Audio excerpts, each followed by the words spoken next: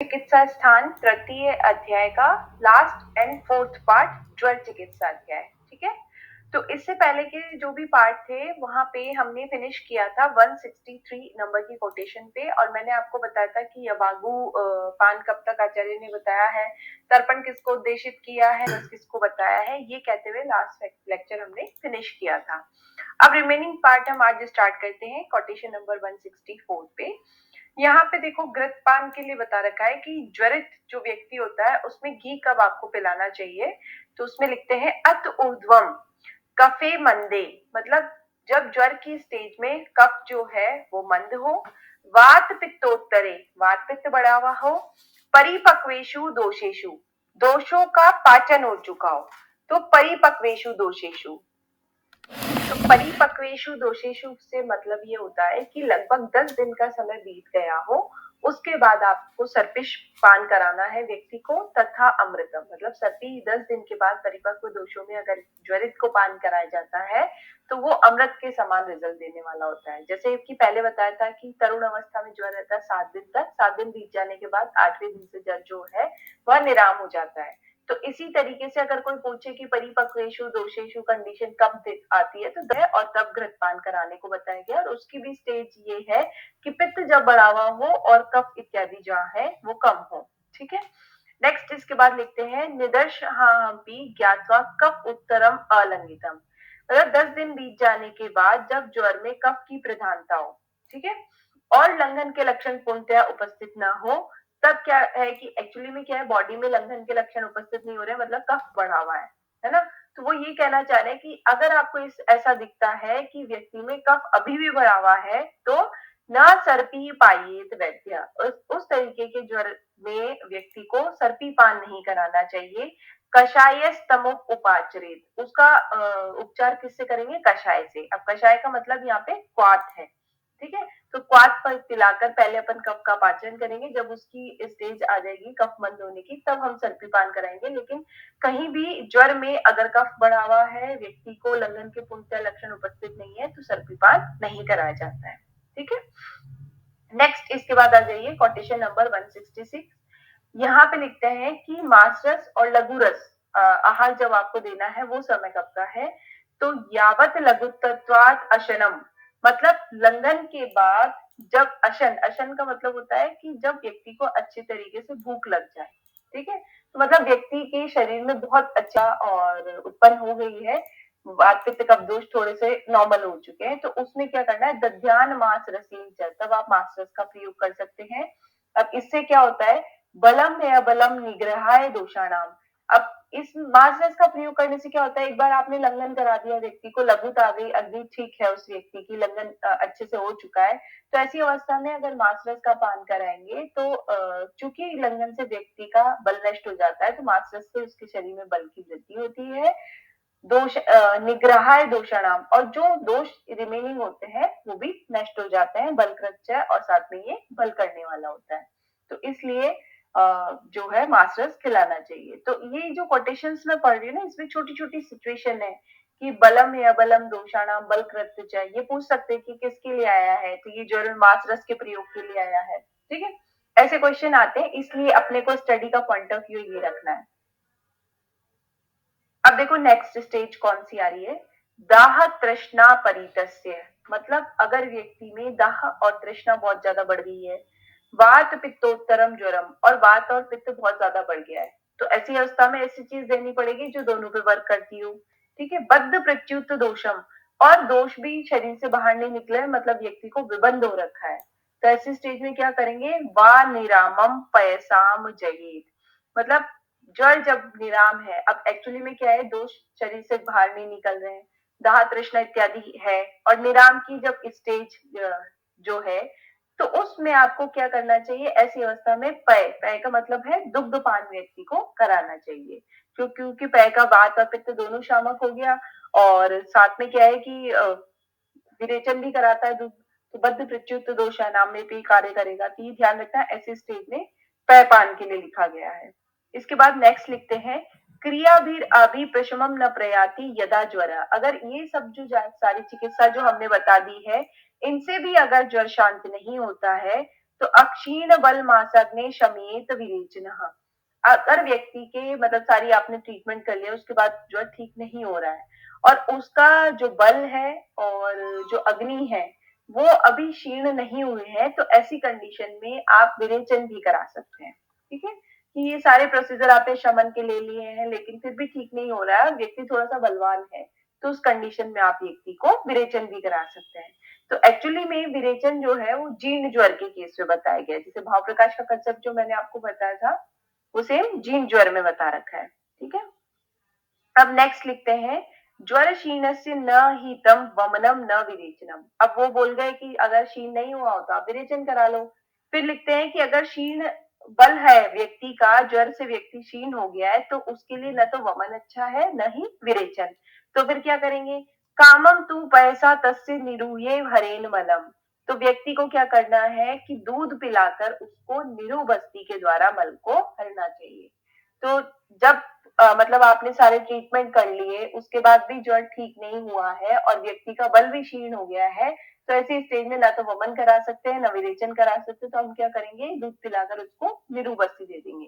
तो it's very simple कि उस टाइम पे क्योंकि कफ जो है वो शरीर के अंदर मतलब है ही नहीं, बिल्कुल उसका स्थान बहुत कम है या शरीर के अंदर बल भी नहीं है और बात ऑलरेडी बढ़ी हुई, तो अब आप विरेचन का स्टेप नहीं लेंगे, अपन क्या करेंगे, दूध मिलाकर निरूबस्ती दे देंगे, तो वो थोड़ा सा तीक्ष्ण कम होगा और बात को नहीं बढ़ाने वाला होगा। तो logically it's very clear, but इनको चीजों को क्या है कि एक दो बार आप जब पढ़ेंगे समझने की कोशिश करेंगे तो ये बहुत इजी लगने लगेगी, इनमें रटने वाली कोई चीज नहीं। आप खुद ही ये ना स्टेज पढ़ पढ़ के बता देंगे कि इस अवस्था में पैपान कराना है, इस अवस्था में सर्पीपान कराना है।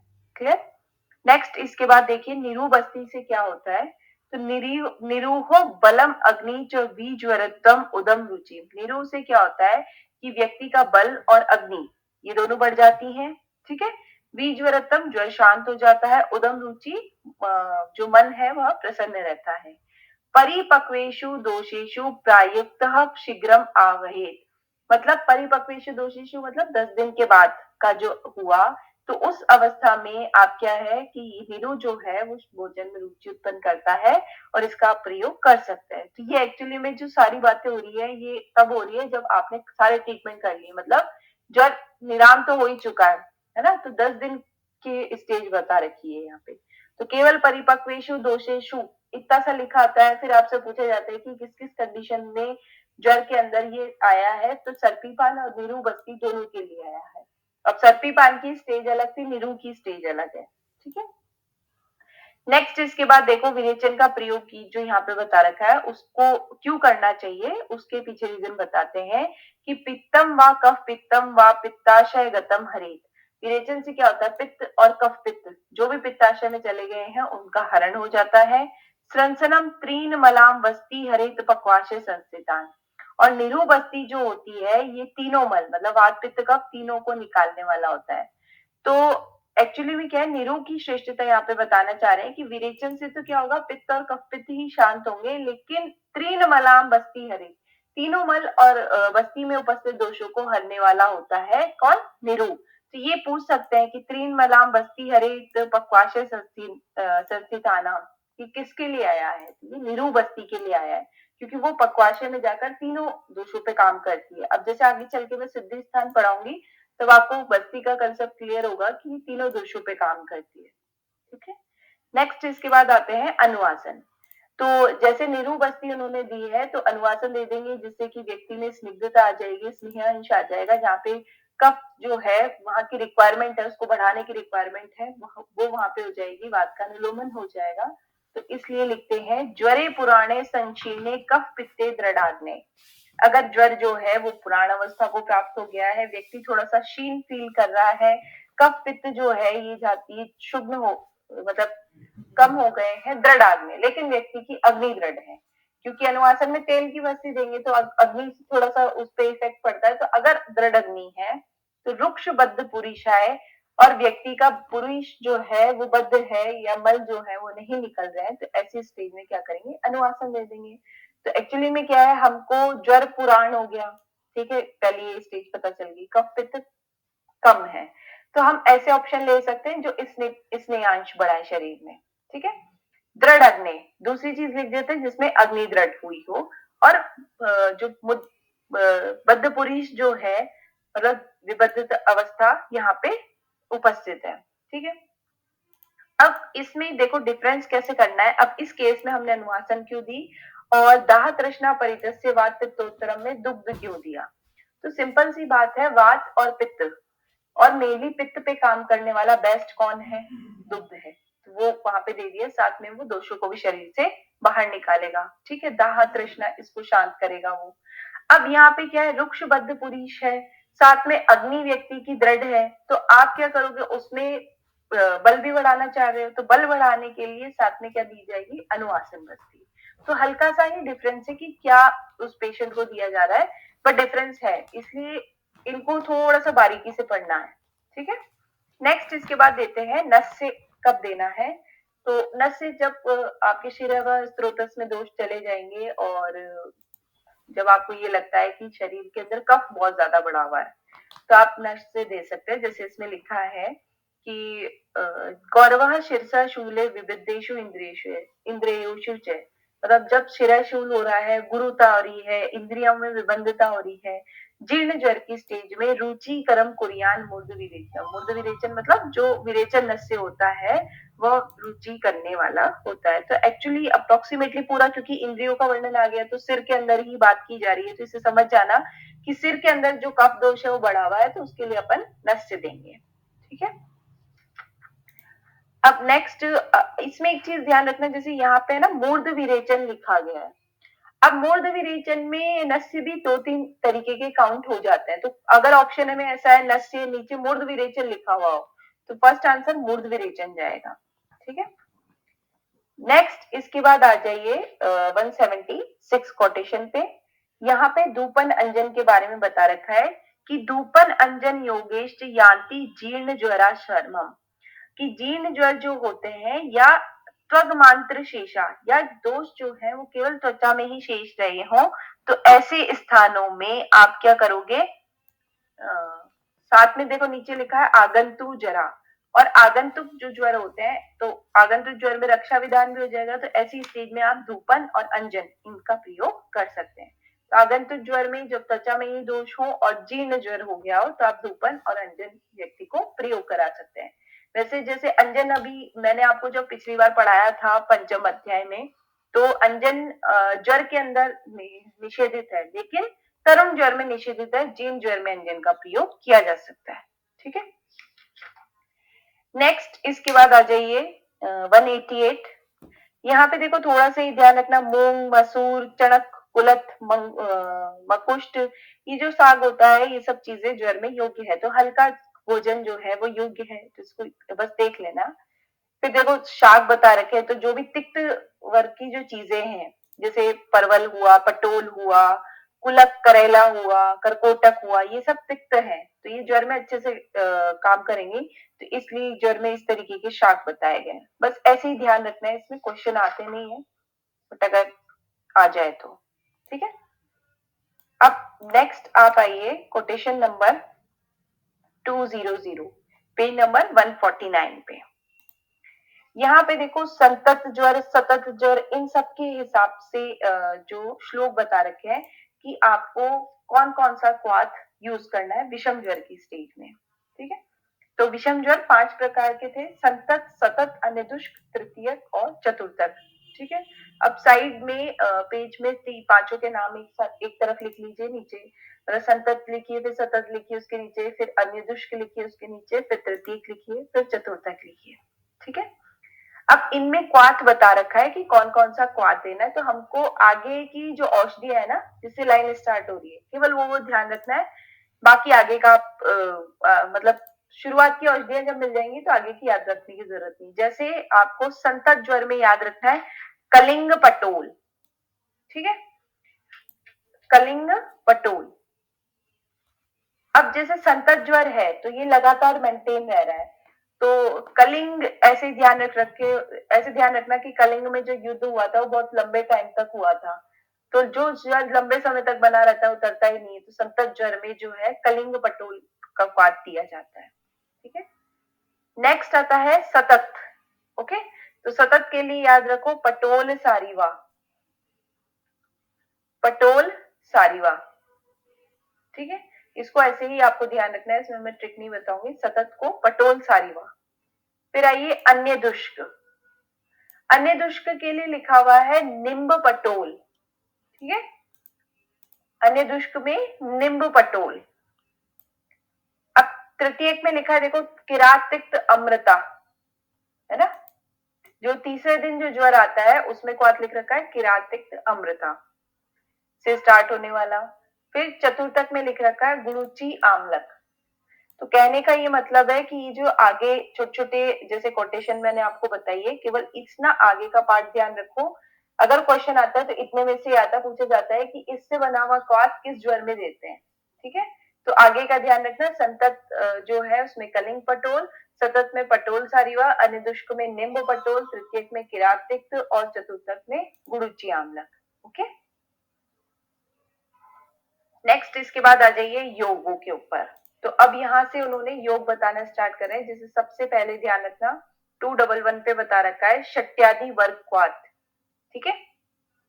तो ये कई बार पूछा जाता है कि षट्यादि वर्ग का प्रयोग चरक में कहाँ किया गया है, तो सन्निपात ज्वर या ज्वर की अवस्था में इसका प्रयोग किया गया है, ये ध्यान रखना।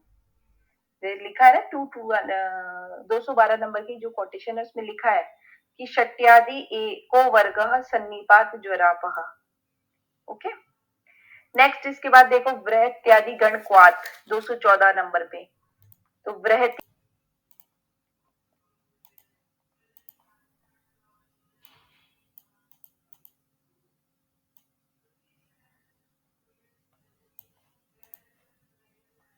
है वो भी सन्निपात ज्वरापह लिख रखा है, केवल थोड़ा थोड़ा ध्यान रखना है इसमें, ठीक है।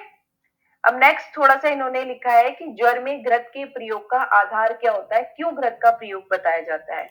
तो चलिए लिखते हैं ज्वर कषाये वमने लंगने लघु भोजने, कि ज्वर में जो कषाय पान है, वमन है, लंघन है, लघु भोजन है, रुक्षस्य ये न शाम्यति सर्पीश तेषाम विषग्धितम, इससे क्या होता है कि शरीर में रुक्षता उत्पन्न हो जाती है। तो उस रुक्षता की जो चिकित्सा है वो किससे कर सकते हैं आप, घृत से कर सकते हैं, ठीक है। तो विषग्धितम मतलब विषगों को उस रुक्षता को जीतने के लिए सर्पी का प्रयोग करना चाहिए, ठीक है। रुक्षम तेजो ज्वरकरम तेजसा रुक्षितस्य च, फिर लिखते हैं कि रुक्ष तेज ज्वर को उत्पन्न करता है और तेज से शरीर रुक्ष हो जाने के बाद वात का कोप होता है। तो दोनों अप्रोक्सीमेटली एक दूसरे के सिमिलर ही हैं। तो यह स्वादु अनुबलो धातु स्नेह वर्ध्यम स अनिल, तो घृत जो है वो एक तो रुक्षता को भी कम करता है और दाह को भी कम करता है, तो इसीलिए यह वात को जीतने के लिए श्रेष्ठ होता है। इसलिए सर्पीपान आपको व्यक्ति को जो जीर्ण ज्वर है उसमें कराना चाहिए, ठीक है। तो यहाँ पे एक थोड़ा सा ये विषग्जितम वर्ड ध्यान रखना है कि ये संज्ञा घृत पान के लिए दे रखी है ज्वर के अंतर्गत, क्लियर। नेक्स्ट 223 नंबर कोटेशन देखो, वासादि घृत बता रखा है। अब वासा घृत लिखा है रक्तपित्त और गुल्म में, वासादि घृत बता रखा है ज्वर में। अब इन योगों को याद रखने के लिए आपको क्या करना है, एक छोटी सी डायरी बनानी है, ज्वर लिखना है उसमें फर्स्ट पेज पे। ज्वर के अंतर्गत जितने भी योग आए, जैसे षट्यादि वर्ग आया, बृहत्यादि गण का क्वात आया, सन्निपात, बस इतना से लिखना है, बृहत्यादि गण का क्वात सन्निपात ज्वरापह, ठीक है। षट्यादि वर्ग लिखना है, फिर सन्निपात ज्वर में लिख दिया। अब जैसे वासादि ग्रथ है तो ज्वर लिख दिया, तो वासादि ग्रथ ज्वर में दिया गया। तो ऐसे आप एक एक चैप्टर का बनाएंगे ना, और थोड़ा थोड़े दिन में उनको रिवाइज करना है, तो आपको इजीली याद रह जाएगा कि किस चैप्टर में कौन सा ग्रंथ बताया गया है या कौन सा योग बताया गया है, ठीक है। नेक्स्ट आइए पेज नंबर 238 पे। इसमें देखो दुग्ध जो पान कराना है ना ज्वर में, तो वो किस तरीके से बनाना है उसके लिए लिख रखे हैं चतुर्गुणेन अम्बसा व शतम ज्वर हरम पयम, कि ज्वर में जो दूध पिलाना है वो 4 गुना पानी से सिद्ध होना चाहिए।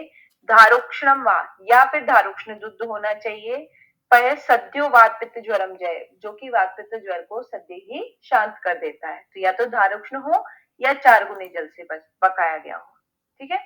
फिर लिखते हैं जीर्ण ज्वराणाम सर्वेशम पह प्रशमनम परम, मतलब सभी प्रकार के जीर्ण ज्वरों में जो श्रेष्ठ प्रशमन करने वाला है वो है दुग्ध। और जबकि ऐसी मिलती जुलती कोटेशन निदान स्थान में आती है सर्पी के लिए। तो रेफरेंस पढ़ना है क्वेश्चन का, क्यों कहाँ से क्वेश्चन पूछ रहे हैं, ठीक है।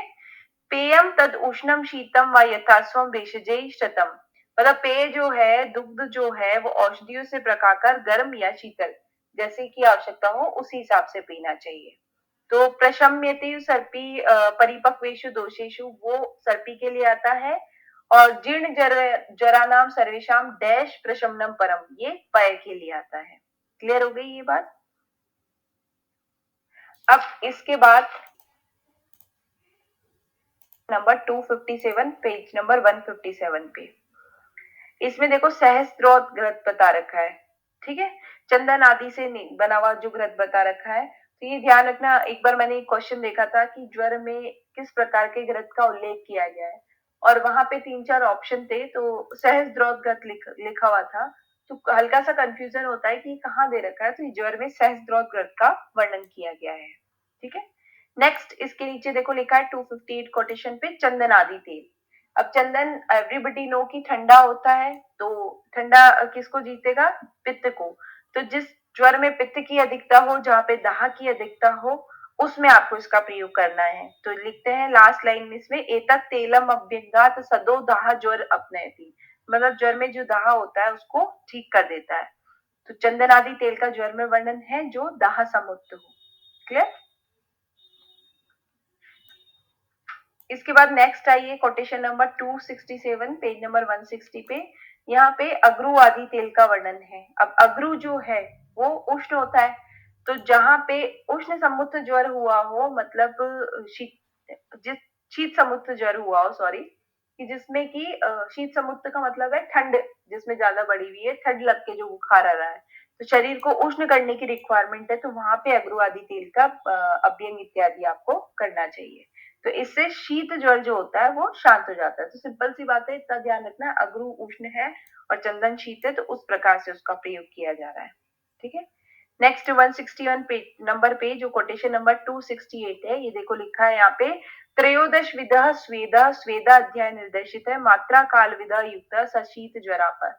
अगर शीत लग के ज्वर आता है तो 13 प्रकार के जो स्वेद ज्वर जो स्वेदन अध्याय में बताए गए हैं, उनमें से किसी का भी आप प्रयोग ज्वर में कर सकते हैं, ठीक है। नेक्स्ट 276 कोटेशन 263 163 पेज नंबर, यहाँ पे लिखते हैं निराम ज्वर की प्राप्ति काल क्या है। तो सप्ताहेन ही पच्यन्ते सप्त धातु गता मला, क्योंकि जड़ जो है उसको ये माना है कि सातों धातुओं में आश्रित हो जाता है, तो 7 धातुओं के मल जो है वो 7 दिन में पच जाते हैं। निरामश्च आप्यता प्रोक्तो ज्वर प्रायो अष्टमे अहेमी, इसलिए 8वें दिन जो है उस दिन ज्वर को निराम संज्ञा दी गई है। लॉजिक बताया गया है कि चूंकि 7 दिन जो है उस उसमें 7 धातुओं के जो मल है वो अपने आप पच जाते हैं, इसलिए 8वें दिन से ज्वर को निराम कहा जाता है, ठीक है। फिर नेक्स्ट आ जाइए पेज नंबर 286 पे, और सॉरी पेज नंबर 165 और कोटेशन नंबर 286। यहाँ पे देखो सन्निपात ज्वर का चिकित्सा सूत्र बता रखा है कि सन्निपात अगर ज्वर हो तो आपको चिकित्सा कैसे करनी है। तो एक्चुअली में क्या है, सन्निपात का मतलब तीनों दोष आ गए। तो एक दोष बढ़ा हुआ होगा, एक दोष समान स्टेज में होगा, एक दोष क्षीण स्टेज में होगा। तो चिकित्सा अपन कैसे करेंगे, सम पे लाएंगे। तो जो बढ़ा हुआ है उसको कम करेंगे और जो घटा हुआ है उसको बढ़ाएंगे। तो उस तरीके की चिकित्सा हम करेंगे, तब जाके सन्निपात जो शांत होगा। तो उसको देखो लैंग्वेज में कैसे लिखा है, वर्धन एक दोष से, कि जो बढ़ा हुआ है उस जो सॉरी जो कम है जो दोष, उसका अपन वर्धन करेंगे। शपेण उचित, और जो दोष बढ़ावा है उसका अपन शमन करेंगे। कफ स्थान अनुपूर्या, जो चिकित्सा है वो कफ स्थान अनुपूर्वी, मतलब कफ स्थान को ध्यान में रखकर की जाएगी सन्निपात ज्वर में। कफ स्थान अनुपूर्वी का मतलब है कि एक्चुअली में क्या है, ज्वर जो है वो अमाशय समुक्त है, ठीक है। दोष अमाशय इसमें एकत्रित होते हैं, अमाशय से इसकी संप्राप्ति बनती है। तो जो कफ का स्थान है उसके अनुसार इसकी चिकित्सा की जाएगी, ठीक है। तो इसलिए ज्वर की चिकित्सा कैसे बताई गई है, कफ स्थान अनुपूर्वी। क्लियर है ये बात। अब इसमें यहाँ पे कंसेप्ट 2-3 आचार्यों का लिख लीजिए। जैसे चरक है, वो सन्निपात ज्वर में बोलता है कफ स्थान अनुपूर्वी चिकित्सा करनी चाहिए, ठीक है। जब आप सुश्रुत पढ़ेंगे तो वो ज्वर और अतिसार में बोलते हैं पित्त की पहले चिकित्सा करनी है, बाकी सब में आप वात की चिकित्सा कर सकते हैं। ठीक है, सुश्रुत का ये कंसेप्ट है कि आप ज्वर और अतिसार में सबसे पहले पित्त की चिकित्सा करें, उसके बाद आप वात की और दूसरे दोषों की चिकित्सा कर सकते हैं। ठीक है, लेकिन चरक ने क्या बोला, सन्निपात ज्वर में पहले किसकी करनी है, कफ स्थान की करनी है। ओके, अब जो चरक है ना उसमें जैसे ज्वर का बता दिया, इसी तरीके से उन्होंने अतिसार और अन्य सभी रोगों में वात की चिकित्सा सबसे पहले करने के लिए निर्देशित किया है। तो ये लिख लीजिए ना, अतिसार और अन्य सभी रोगों में वात का ट्रीटमेंट सबसे पहले करें। फिर लिखते हैं चरक सन्निपातक जो मदात्य होता है तो वो भी कफ स्थान समुच्चय है, तो उसमें कफ स्थान अनुपूर्वी चिकित्सा करते हैं। सन्निपातक जो मूत्र कच है, क्योंकि बस्ती जो है वो वात का स्थान है, तो उसमें वात स्थान अनुपूर्वी चिकित्सा बताते हैं।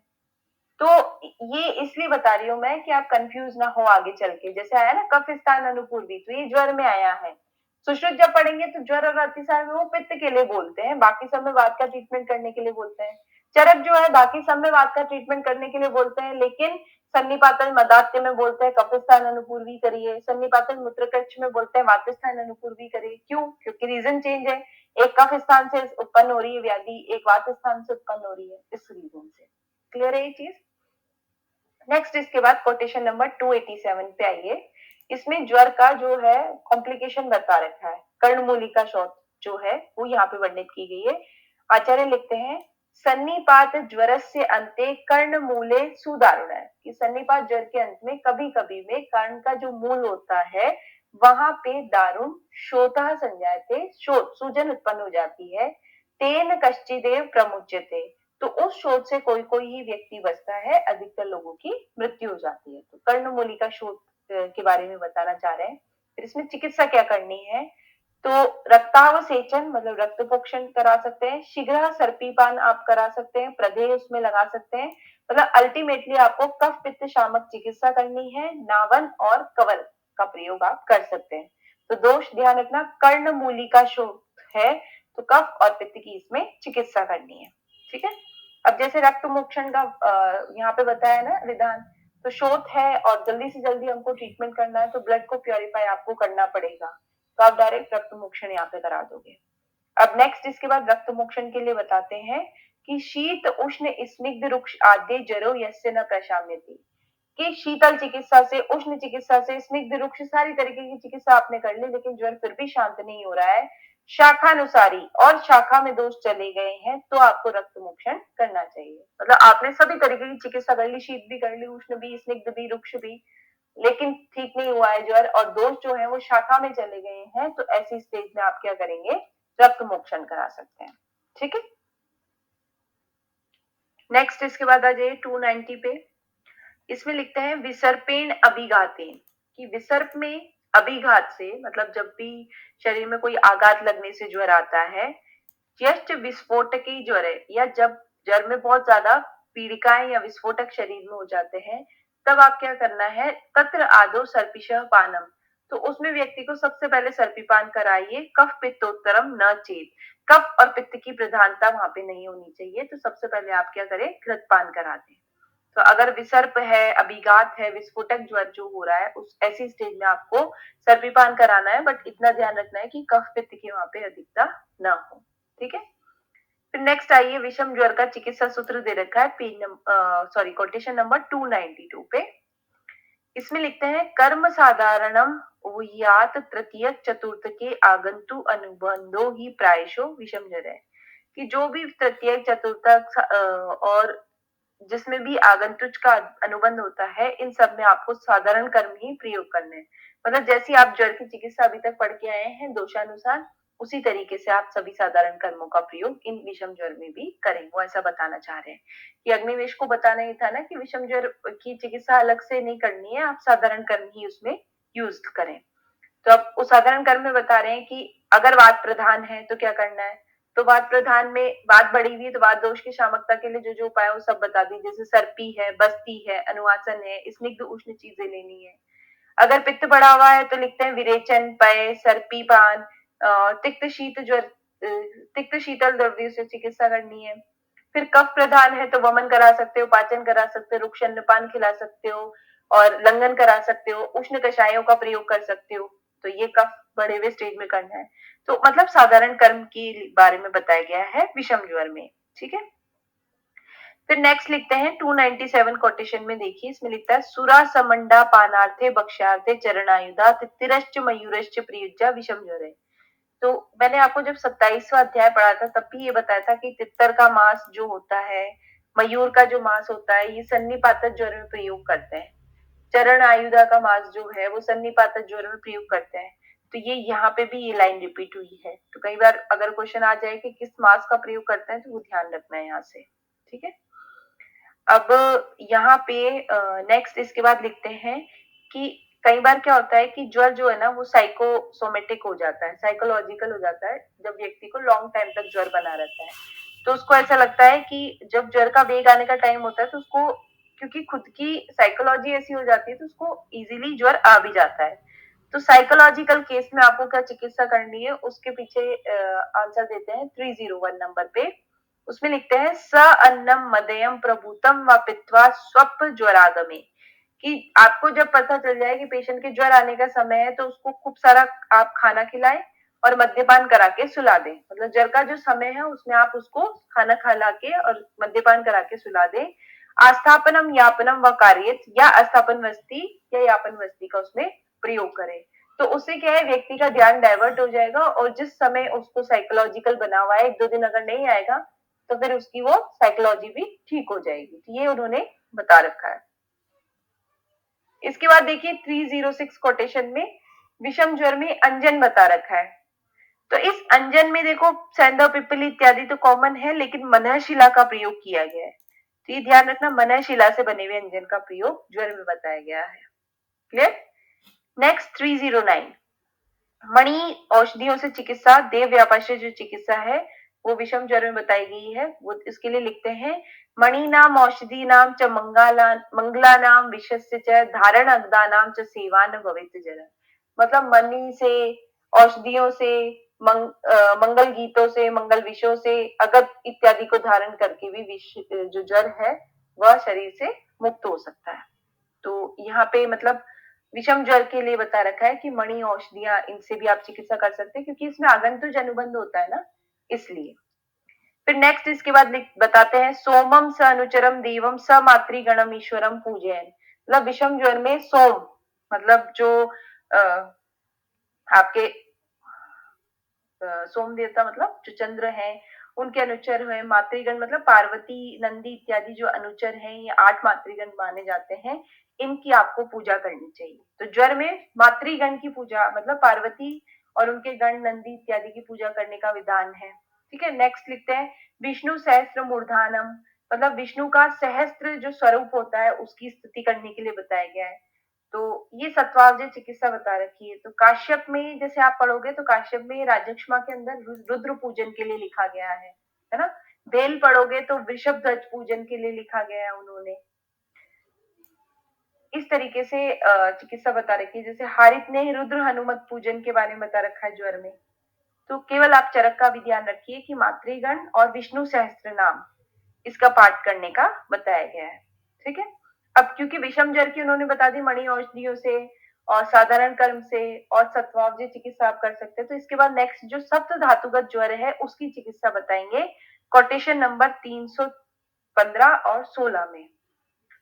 तो देखिए रस धातु में अगर ज्वर है तो रस को कफ का अगर आप माने तो वमन और उपवास व्यक्ति को कराना चाहिए। साइड में लिख लीजिए रस धातुगत ज्वर में वमन और उपवास। तो कफ का इसको समझ के चलिए।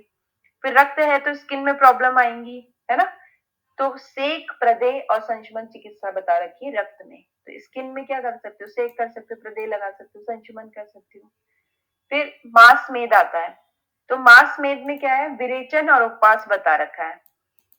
ठीक है, और अस्थि मज्जा है, मतलब बहुत ही डिटेल में दोष चले गए हैं तो बस्ती फिर वहां पे चॉइस ऑफ एक्शन हो जाता है। तो अस्थि मज्जा में बस्ती बता रखी है। तो रस धातुगत ज्वर में वमन उपवास, रक्त में सेक, प्रदेय, संशमन, मांस मेद में विरेचन उपवास और अस्थि मज्जागत ज्वर में बस्ती करानी चाहिए। ठीक है, नेक्स्ट इसके बाद 317 कोटेशन पे आइए। आगंतुक ज्वर जो हमने पढ़े थे ना कि जो काम से उत्पन्न हो रहा है, शाप अभिशाप से उत्पन्न हो रहा है, तो उनमें किस तरीके से चिकित्सा करनी है वो देखो। ये बहुत कॉमन सा है, एक बार पढ़ लेंगे ना बहुत इजी रहेगा ये अपने लिए। जैसे उन्होंने बताया है, शाप अभिचारात रतानाम अभिशंगात योजर। जो चार शाप थे, मतलब अभिचार और अभिशाप से जो ज्वर उत्पन्न हो रहा था, उसको पहले ही बता रखा है कि वो त्रिदोषज होता है। ठीक है, तो वहां पे देव व्यापाश्रय तरव सर्व औषधम इष्यते, वहां पे सभी औषधियों में देव व्यापाश्रय चिकित्सा की जाती है। अभिघात ज्वर, अभिघात ज्वर क्या है कि बहुत सारा अभिघात अगर व्यक्ति को हुआ है, किसी से आघात लगा है, तो रक्त निकल गया है, तो बात बढ़ जाती है उस स्टेज में। ठीक है, तो अपन क्या करेंगे, हैंड टू हैंड व्यक्ति को पान अभ्यंगीन सर्पिशा, सर्पी पान कराएंगे या अभ्यंग कराएंगे। रक्त अवसेचन करा सकते हैं या मांस रस ओदन इत्यादि, उसको मदिरा इत्यादि दे सकते हैं। ठीक है, शतानाम व्रणितानाम, अगर शत लग गए है, कोई व्रण बन गया है, कोई एब्सेस हो गया है, तो शत व्रण की चिकित्सा करनी है। आश्वासेन इष्ट लाभेन वायु प्रशमन, अगर वायु का प्रशमन करना है तो व्यक्ति को आश्वासन दे सकते हो, या जो इष्ट उसकी व्यक्ति वस्तु है वो आप उसको प्रोवाइड कर सकते हो। हर्षणेन शमय याति काम शोक भयजर, काम से, शोक से, भय से जो ज्वर है उसमें व्यक्ति की हर्षण चिकित्सा। अब जो करते हैं ना, जैसे ब्रेकअप के टाइम पे दोस्त काम आते हैं, वो हर्षण चिकित्सा ही करते हैं, तो वो काम शोक भय से जो ज्वर उत्पन्न होता है वो हर्षण के द्वारा ठीक कर सकते हो। फिर लिखते हैं, कामी अर्थे ही मनोज्ञेयी पित्तज्ञ उपक्रमे, मतलब जो मन के अनुकूल जो भी विषय बता रखे हैं या मन को प्रसन्न करने वाले जो भी उपाय बता रखे हैं, वो क्रोध जन्य ज्वर में आपको ठीक करनी चाहिए। या काम शोक भय से उत्पन्न जो ज्वर है उसमें मन को प्रसन्न करने वाले उपायों का और साथ में पितग्न उपायों का प्रयोग करना चाहिए जो क्रोध से उत्पन्न ज्वर होता है। ठीक है, नेक्स्ट लिखते हैं, सदवाक्य शमम याति क्रोध समुत्थिता, कि क्रोध से उत्पन्न जो ज्वर है उसमें सदवाक्य। अब जैसे किसी को क्रोध आ रहा है, आपने कोई गलती कर दी, तो सदवाक्य क्या, आप सॉरी बोल दोगे तो वो अपने आप ठीक हो जाएगा, तो सदवाक्य से शमन हो जाता है क्रोध ज्वर। ठीक है, नेक्स्ट लिखते हैं, कामात क्रोधात नाशम क्रोधात कामात समुद्भवे, या आप इस तरीके से भी चिकित्सा कर सकते हैं कि कामत जो ज्वर है उस व्यक्ति को क्रोध उत्पन्न करवा दो, क्रोध से उसकी चिकित्सा कर दो, तो वो काम की ज्वर को भूल जाएगा। और क्रोधक जो ज्वर है उस व्यक्ति को काम की अवस्था में लगा दो, तो वो उस ज्वर को भूल जाएगा। तो काम की क्रोध से, क्रोध की काम से आप वाइस वर्सा चिकित्सा कर सकते हैं। तो याति ताभ्याम उभयाम उभयव्याम जब भय शोक समुत्थित है, और ये दोनों चिकित्सा भय और शोक से समुत्थ ज्वर में भी, मतलब काम क्रोध उत्पन्न कर सकते हो आप भय शोक समुत्थ ज्वर में भी। तो एक्चुअली में आगंतुक ज्वरों की चिकित्सा यहाँ पे बता रखी है। तो ये कंसेप्ट क्या है कि आपको विस्मरण करवाना है, तो उसके लिए आगे लिखते हैं कि ज्वरस्य वेगम कालम च चिंत्यते ज्वर तो यह, कि ज्वर का वेग का समय आने पर बार बार जिसको सोचने से ज्वर आ जाता है, तस्य इष्टेषु विचित्रेषु विषय नाशेत स्मृति, तो उसको इष्ट विषय में लगा के, उसके मन को लगाकर, या उसको स्मरण ना करा, ऐसे भाव उत्पन्न करके जिससे कि वो उसको ज्वर का स्मरण ना करे, उससे आप उसकी चिकित्सा कर सकते हैं। ठीक है, अब इन्होंने बताया है कि जब ज्वर शरीर से मुक्त होने लगता है ना, तब शरीर के अंदर क्या लक्षण उत्पन्न होते हैं, ये ज्वर प्रमोक्ष के लक्षण जो हैं वो यहाँ पे बता रखे हैं कोटेशन नंबर 324 से। तो ज्वर प्रमोक्षे पुरुष कूजनम वमती चेष्टते, ज्वर जिसके मुक्त हो रहा है वो पुरुष जो है, एक्चुअली में दाह बहुत बढ़ जाएगा, तो वो कूजन करता है, वमन करता है। श्वसन विवर्ण स्विन्नांगो वेपते लियते मुहु, श्वसन उसका बहुत तेज हो जाता है, शरीर विवर्ण हो जाता है, हाथ पैरों में खूब ज्यादा पसीना आ जाता है। प्रलपयति उष्णम सर्वांग, बहुत ज्यादा प्रलाप करता है, सारे अंग उष्ण हो जाते हैं। शीतांगश्च भवत्यपि, और या फिर जैसे उष्ण समुद्र है, शीत समुद्र है, तो या फिर सारे शरीर जो है वो ठंडा पड़ जाता है।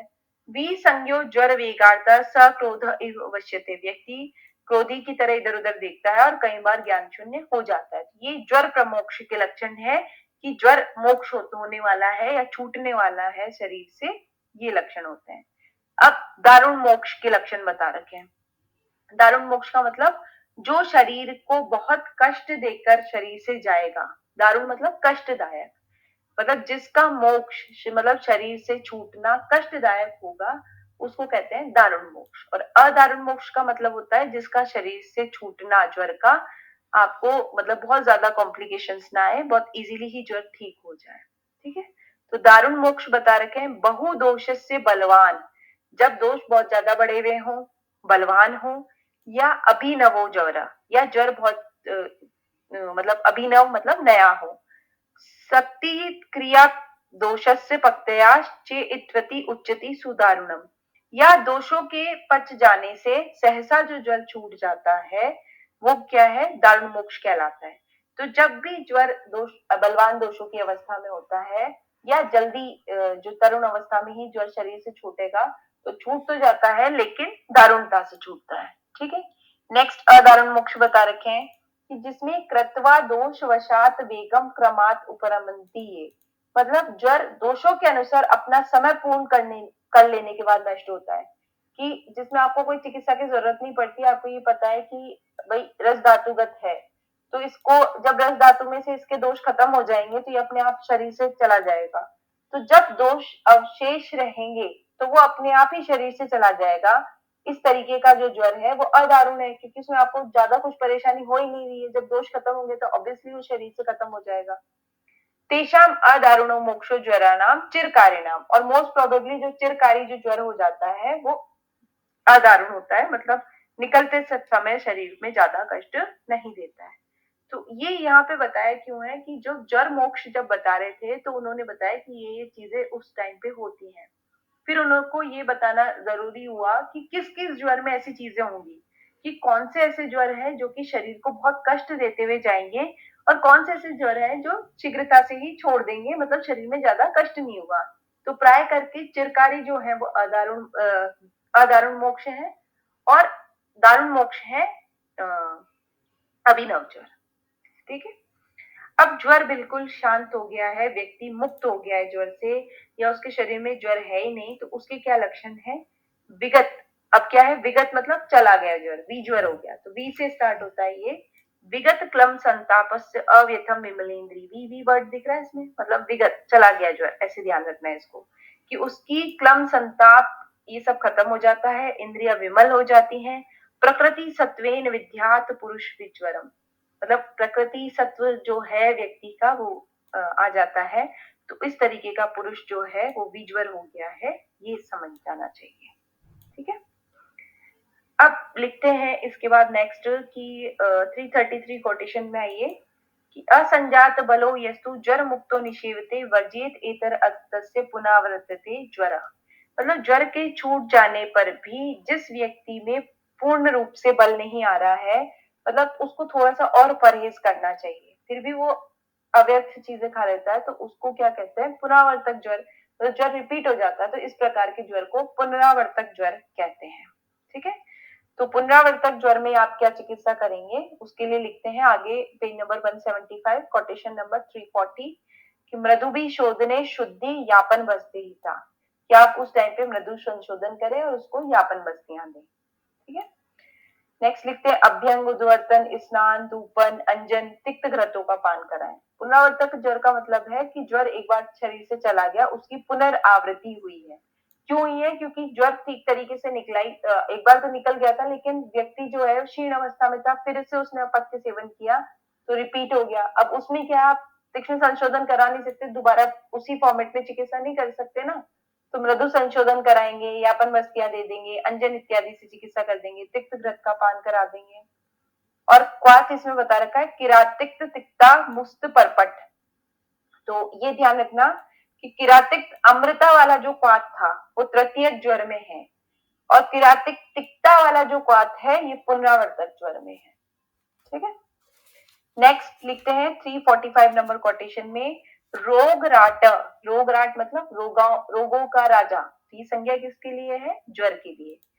सर्वभूता नाम अंतकृत, सभी प्राणियों का अंत करने वाला वो क्या है, ज्वर है। दारुणो ज्वर, यह जो ज्वर होता है तस्माद विशेष ये तम प्रश्मे विषक, ये सब विशेष जो उपाय बता रखे हैं इनमें विशेष सावधानी और प्रयत्न के साथ ज्वर की चिकित्सा करनी चाहिए। तो इस तरीके से ये चैप्टर आचार्य एंड करते हैं। कुल 346 कोटेशन में ये चैप्टर एंड होता है। अब इसमें देखो लास्ट में लिखा है अग्निवेश कृते तंत्रे चरक प्रति संस्कृते, तो यहाँ पे द्रडबल ने अभी इसको वापस से संपूरित नहीं किया है, यहाँ तक अभी चरक का प्रतिसंस्करण चल रहा है तृतीय अध्याय में। ठीक है, तो इसमें ज्वर जो है वो कैसे हमने पढ़ा था, प्रकार उसके पढ़े, किस तरीके से ज्वर पृथ्वी पर आया वो चीज हमने पढ़ी, उसके पर्याय वगैरह पढ़े, संप्राप्ति हमने पढ़ी, फिर भेद हमने उसके डिफरेंट टाइप के पढ़े, शरीर के ज्वर पढ़े हमने, सप्त धातुगत ज्वर पढ़े हमने, विषम ज्वर पढ़े, फिर आगंतुक ज्वर पढ़े।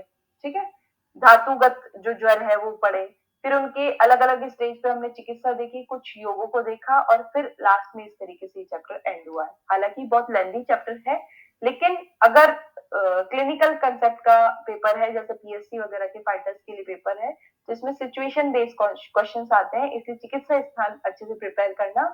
और सबसे फर्स्ट चैप्टर जो इम्पोर्टेंट है वो है ज्वर चिकित्सा। ठीक है, थैंक यू।